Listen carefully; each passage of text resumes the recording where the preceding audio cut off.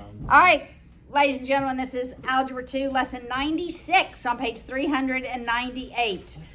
All right, so let's review. If I have a direct relationship, and we're talking about maybe how circumference is related to the length of the radius, right? And we say the radius is directly related to the circumference of a circle, right? We would say the radius is directly related to the circumference of the circle, right? That's a direct. You agree? You remember? Okay. If they're inversely related, what's an inverse relation? What's an example of an inverse relation? Like something gets bigger. Okay, here we go. The price of something goes up, the number sold goes down. Got it? As price goes up, the number sold goes down. Right? That's an inverse. They're inversely related. Right?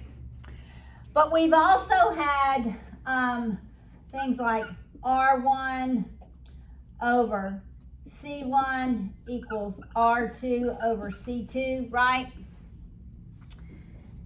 And we've had P1, S1, P2, S2. If we had double inverse, double direct, right?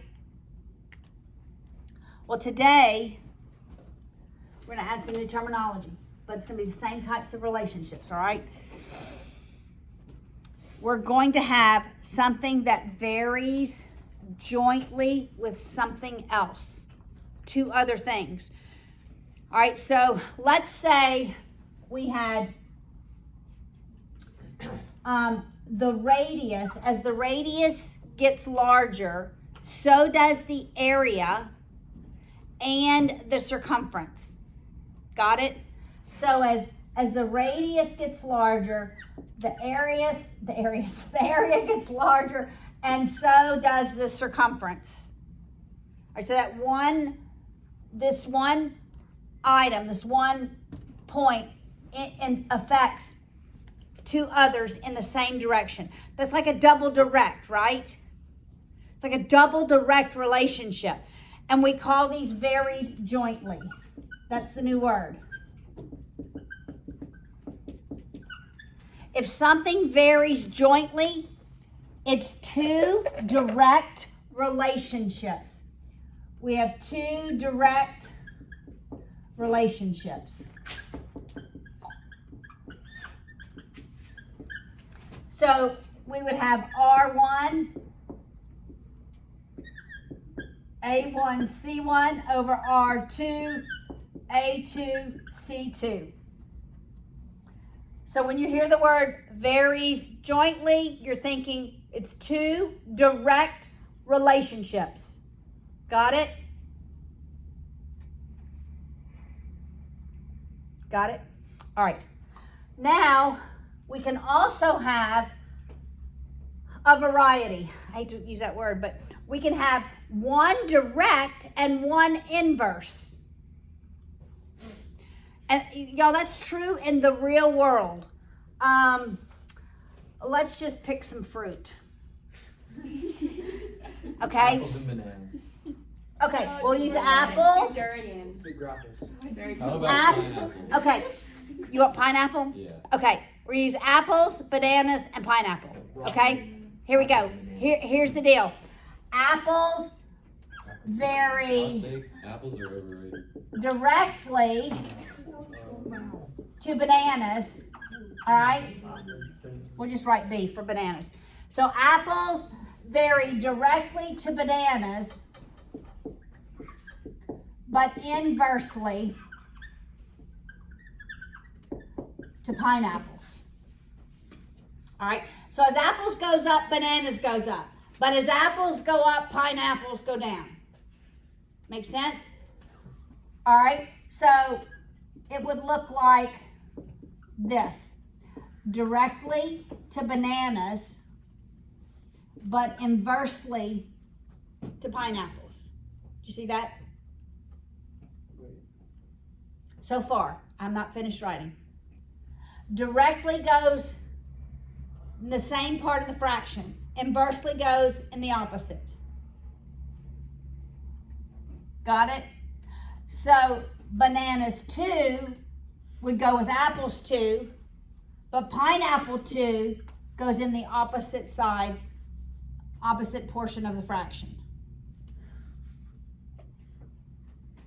So we have one direct, one inverse, pointed to the wrong one.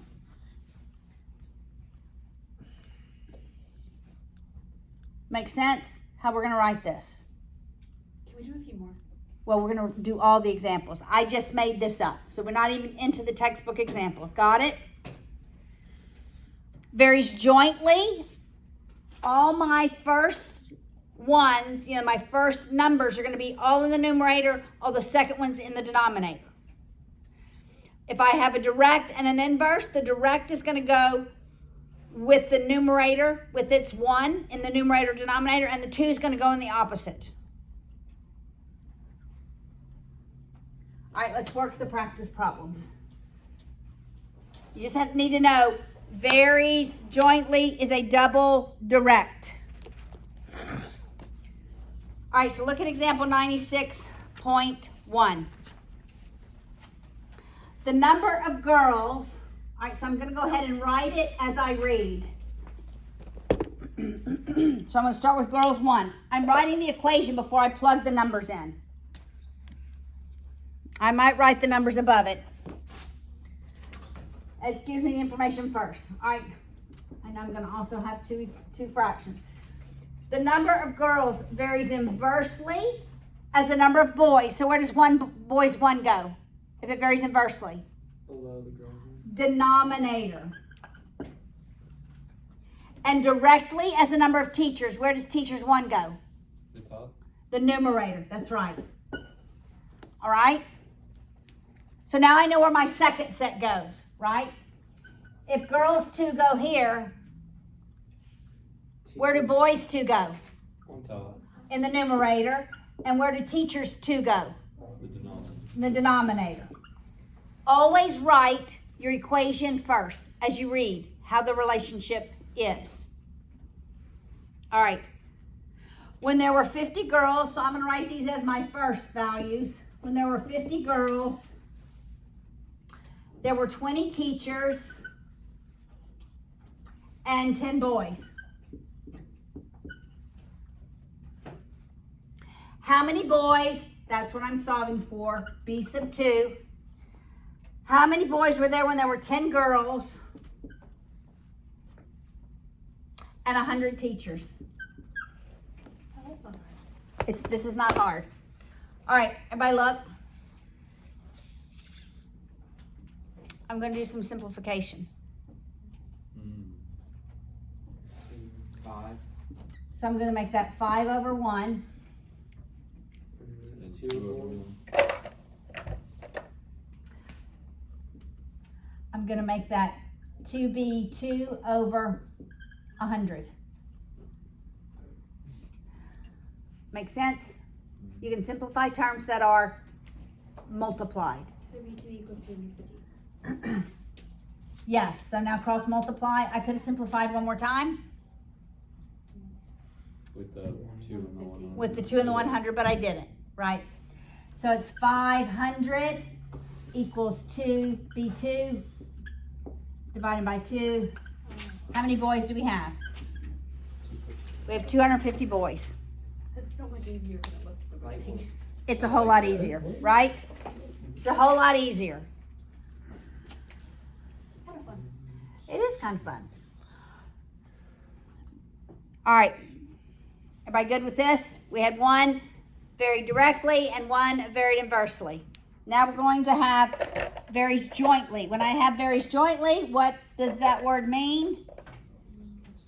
Varies jointly means both direct. That's right. Okay. All right, so let's work on 96.2. Strawberries. So here's my strawberries 1. I know my strawberries 2 is going to go in the denominator. Varies jointly. So both direct. Plums and tomatoes. So plums 1, tomatoes 1, plums 2, tomatoes 2.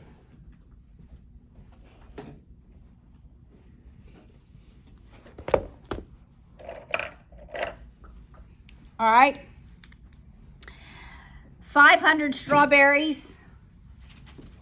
500 strawberries went with 4 plums and 25 tomatoes. 4 plums, 25 tomatoes.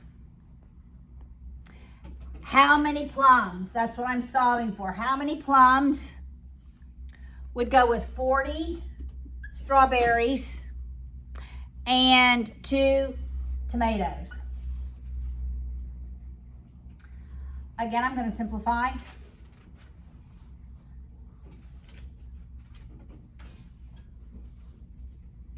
Just a little bit, just makes my numbers easier.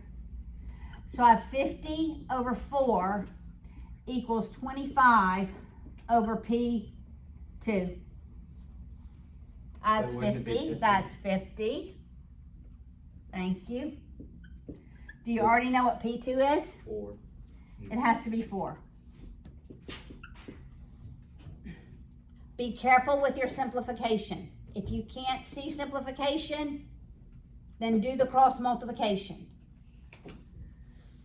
I like to simplify first. All right, the second part of this lesson, we now have a linear and a second degree equation, but we're going to have an irrational root. So if you'll notice, in the previous lesson, all of our roots were rational. In this lesson, we're going to have irrational roots. That's the only thing that changes. You're going to have a square root of something that you can't simplify. All right? So let's work that practice problem.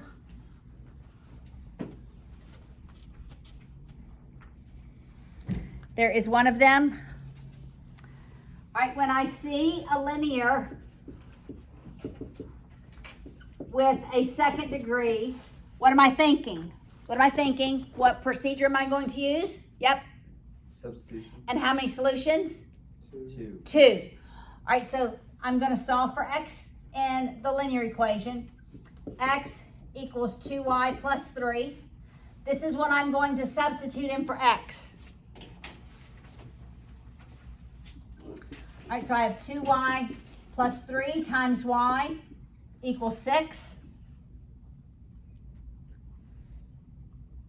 I distribute the y. I end up with 2y squared plus 3y. I'm going to subtract my 6 and set it equal to 0. This is when I need to engage my brain, right? I'm solving for y. When I write that coordinate point down, I'm writing it in the y coordinate. But I'm still going to use quadratic formula. That's right. Opposite of b. Plus minus the square root. 9 minus 4 times a times c all over 2a. Y equals negative 3/4 plus minus 8 times 6 is 48 48, yes, ma'am. plus 9, 48 plus 9, 30. Sorry. 48 plus 9, 57. Thank you. Plus minus square root of 57 over 4. I thought you got square root of 61. This is not the practice problem. Oh, that's right. I did the practice. Thank you very much. Okay, I need more space because I have a radical. All right, so y is negative 3/4 plus square root of 57/4 and negative 3/4 minus square root of 57/4. I have to solve for the x. I'm always going back to my linear equation. All right, so x equals 2 times negative 3/4 plus square root of 57 over 4 plus 3. I'm going to go ahead and make these denominators 2. Because when I distribute, right, I can simplify. So x equals negative 3/2 plus square root of 57 over 2 plus 3. I need a common denominator. So that's 6/2. Right? This is 6/2. 6/2 minus 3/2 is 6/2 minus 3/2. It's 3/2 plus square root of 57 over 2. Got it? All right. Now, the only difference is the sign in the middle changes. That's the only difference. Everybody look, the sign in the middle changes. So it's 3/2 minus square root of 57 over 2. Got it? So only difference is the sign in the middle changes. That's also true of both of them. You'll always have conjugate solutions. So you just solve for the first one, or? And then you know the next one is a conjugate. Yes. All right.